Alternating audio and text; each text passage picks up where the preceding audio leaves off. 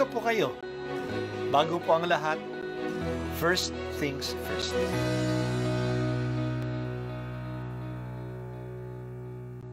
Good morning po. Sinisimulan po natin ngayon ang first things first. At dito po, tinatalakay natin sa unang bahagi ng umaga natin ay ang first readings na binabasa po sa banal na misa. Ito pong tinatalakay natin kasi madalas po kasi marami na tayong alam tungkol sa gospel readings. Pero konti po ang nagsasalita sa first readings. Pero ang first readings, bahagi din po yan ng Biblia, ng banal na kasulatan. Kaya susubaybayan po natin ang mga first readings. Basahin po natin at kuminsan kailangan ng basahin ng 2 o 3 beses bago maintindihan kasi hindi po tayo familiar sa mga istorya at sa mga kaisipan na tinatalakay dito. Ang pagbasa mula sa sulat sa mga Hebreo, mga kapatid, ang kautusan ay malabong anino lamang at hindi ganap na larawan ng mabubuting bagay na darating. Hindi ito nagpapabanal sa lumalapit sa Diyos sa pamamagitan ng mga haing inihahandog taon-taon. Kung napatawad na nga ang mga lumalapit sa Diyos sa pamamagitan ng ganitong mga handog, wala na sana silang aalalahanin pa tungkol sa kanilang mga kasalanan at hindi na kailangang maghandog pa.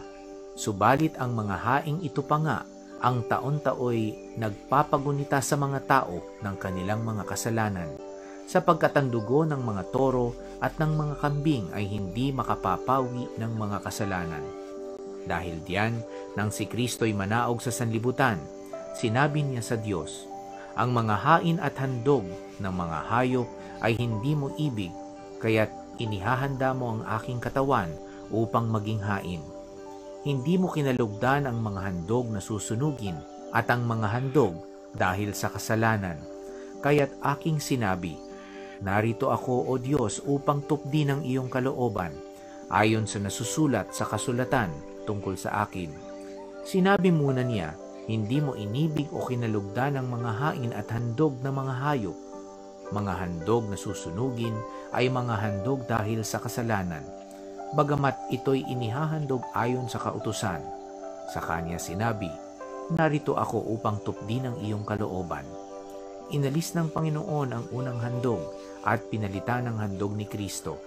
At dahil sa kanyang pagsunod sa kalooban ng Diyos, nilinis tayo ni Hesukristo sa ating mga kasalanan sa pamamagitan ng minsang paghahandog ng kanyang sarili, at iyo'y sapat na.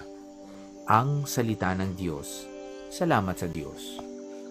Ano ba ang pananalig sa Diyos o ang pananampalataya? Maganda ang salitang pananampalataya kahit na ito ay mahirap pang bigkasin sa Tagalog. Iyan ay isang nagtataya. Ang root word ay taya. Kapag ang isang tao'y nagtataya sa sugal, hindi niya alam na mananalo siya, pero naglalabas na siya ng pera.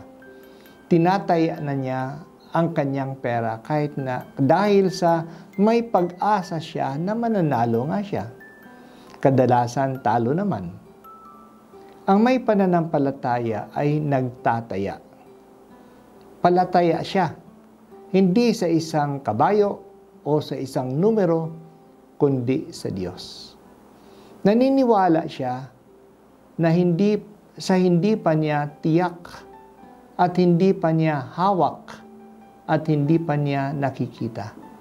Naniniwala sila na mangyayari ang inaasahan niya. Pero hindi tayo nagsusugal sa Diyos. Nakakasigurado tayo sa Diyos. Kaya hindi lang pera ang tinataya natin, kundi pati na ang ating panahon. At ang iba pa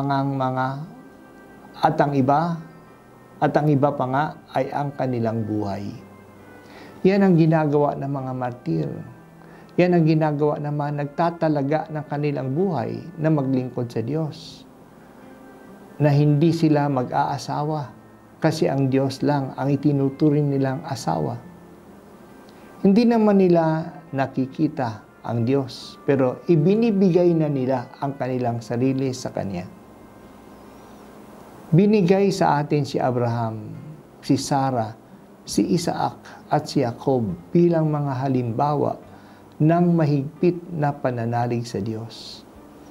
Iniwan ni Abraham ang kanyang pamilya, ang kanyang lupain sa Haran, dahil sa pangako ng Diyos na bibigyan siya ng lupain. Buong buhay niya ay nanirahan siya bilang isang dayuhan sa lupain na ipinangako sa kanya. Pero naniwala siya, nagtaya siya. Ganun din ang anak niyang si Isaac at ang apo niyang si Jacob. Sila ay mga dayuhan sa Kanaan, sa lupaing ipinangako sa kanila. Naniwala si Sarah na magkakaroon siya ng anak kahit na matanda na siya at baog pa. Nanalig siya sa sinabi sa kanya ng isang dayuhang bisita. Nangyari nga ang sinabi sa kanya kasi isang anghel pala ang bisita nila. Ganong kahigpit ang pananalig ni Abraham sa Diyos na siya ay magiging ama ng isang malaking lahi. Handa siyang ialay ang kanyang kaisa-isang anak. Ano man ang mangyari, kahit na wala na si Isaac, tutuparin pa rin ng Diyos ang kanyang pangako. Kaya handa na niyang patayin si Isaac bilang handog sa Diyos. Ganun katatag ang kanilang pananalig. May pangako din ang Diyos sa atin. Nangako siya ng buhay na walang hanggan. Nangako siya ng kayamanan at kaligayahan sa langit.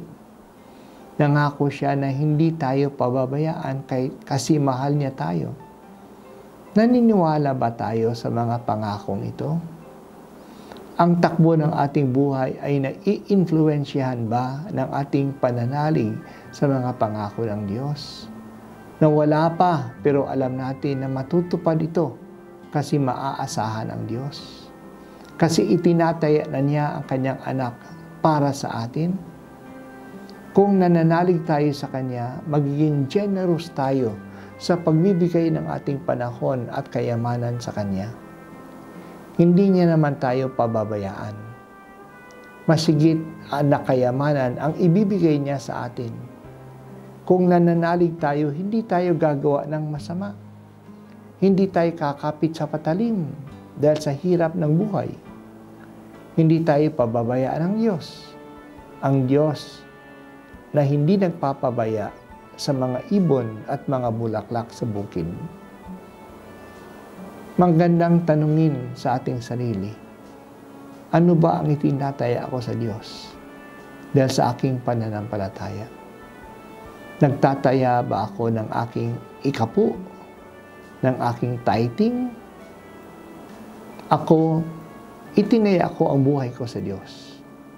Sa Kanya lang ako maglilingkod, kahit saan ako dalhin ng paglilingkod sa Kanya.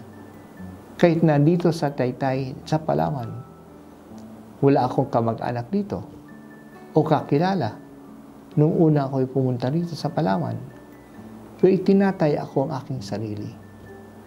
Kayo, ano nga ba ang itinataya ninyo? Kasi kayo ay may pananampalataya.